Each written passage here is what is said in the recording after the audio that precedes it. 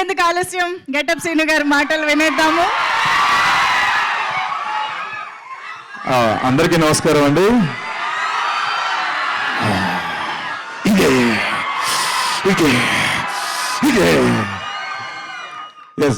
ఈ 100 రోజులు మీరు అన్నారు, నేను అన్నం పక్కన పెడితే ఆ సినిమాలో అంటే ఒక సంక్రాంతి పండుగ వస్తే 2-3 రోజులు పండుగ మనకి. బట్ మాకు హనుమాన్ ఆ టీం అందరికీ, మీ అందరూ కలిసి, తెలుగు ప్రేక్షకులందరికీ కలిపి మాకు 100 రోజుల సంక్రాంతి పండుగ ఇచ్చారు. సో అందరికీ మా టీం తరపున శిరస్సు వంచి నమస్కరించి థ్యాంక్స్ చెప్తున్నాం మీ అందరికీ. Thank you so much. దీనికి కారణమైన ప్రధాన కారణం మా నిరంజన్ రెడ్డి గారు ఈ సినిమాని నమ్మి ఇప్పటి వరకు 100 రోజుల వరకు తీసుకురావడం, సినిమా కంప్లీట్ చేయడం, 100 రోజుల సెలబ్రేషన్లో కలవడం అంటే ఆయన వల్ల అయింది సార్. అండ్ అలాగే దీని కర్త కర్మ క్రియ డే 1 నుంచి అంటే జాంబీ రెడ్డి నుంచి చూస్తున్నాను నేను, ఆయన ఎంత డెడికేటెడ్ సినిమా మీద. సో ప్రతి క్రాఫ్ట్ ఒక్కొక్కటి ఎంత అలా సైంటిస్ట్ అనమాట ఆయన బేసికలీ. సో సైంటిస్ట్గా పుట్టాల్సింది ఆయన సినిమా డైరెక్టర్ అయిపోయారు ఆయన. ప్రశాంత్ వర్మ గారు sir, thank you so much. నన్ను జాంబీ రెడ్డి నుంచి హనుమాన్ వరకు నడిపించి, అంటే టీవీకి ఎక్కువ అయిపోతున్నానేమో, సినిమాలు తక్కువ చేస్తున్నానంటే క్రమంలో నాకు సినిమాల ద్వారా ఒక మంచి లెంతీ క్యారెక్టర్లు ఇచ్చి మిమ్మల్ని అందరినీ అలరించేలా చేసిన ఆ క్యారెక్టర్కి ఇచ్చినందుకు ప్రశాంత్ వర్మ గారికి మనస్ఫూర్తిగా ఎప్పటికీ గుర్తుపెట్టుకుంటాను సార్ నేను. అండ్ అలాగే మా హనుమంతు మిరాయిగా మీ ముందుకు వచ్చాడు, మిమ్మల్ని మెప్పిస్తాడు.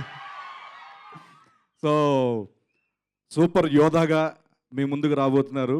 సో హనుమంతుతో అంటే హనుమాన్లో హనుమంతుగా ఎంత అయితే మెప్పించారో మిరాయి ద్వారా కూడా అంతే మెప్పిస్తారని, అండ్ మీ ఆశీస్సులు ఎప్పుడు ఆయన మీద ఉండాలని, అండ్ ఆయనతో పని చేయడం నాకు ఎప్పుడు ఒక ఏదో పిక్నిక్ వెళ్ళినట్టు. ఇప్పుడు చూసారు కదా, ఎరే నన్న చిట్టి ఎలా ఉన్నారు ఏంట్రా, కొంచెం బొగ్గులు వచ్చేంట్రా అని కేర్ తీసుకున్నారు ఆయన.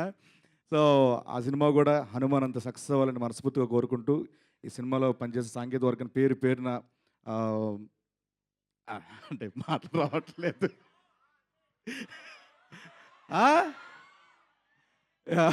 ప్రతి ఒక్కరికి పేరున మా నమస్కారాలు తెలుసుకుంటూ, అండ్ నాకు అవకాశం ఇచ్చిన ప్రతి ఒక్కరికి థ్యాంక్ యూ సో మచ్. జై హనుమాన్, జై శ్రీరామ్.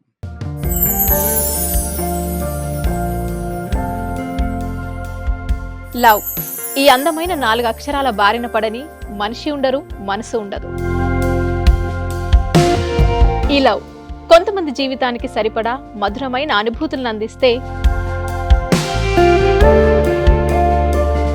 మరికొంతమందికి జీవితాంతం వెంటాడే చేదు జ్ఞాపకాలను మిగిల్స్తుంది. లైలా మజ్ను, పార్వతీ దేవదాస్, ఈ 2 కథల్లో మజ్ను లైలా ప్రేమ కోసం ఎంత పరితపించాడో విన్నాం. దేవదాస్ పార్వతీ ప్రేమ కోసం ఎంత పిచ్చోడయ్యాడో చూసాం. కానీ లైలా మజ్ను ప్రేమ కోసం ఎంత ఆరాటపడిందో మనం ఆలోచించలేదు. దేవదాసు దూరమయ్యాక పార్వతీ పరిస్థితి ఏంటో మనం అర్థం చేసుకోలేదు.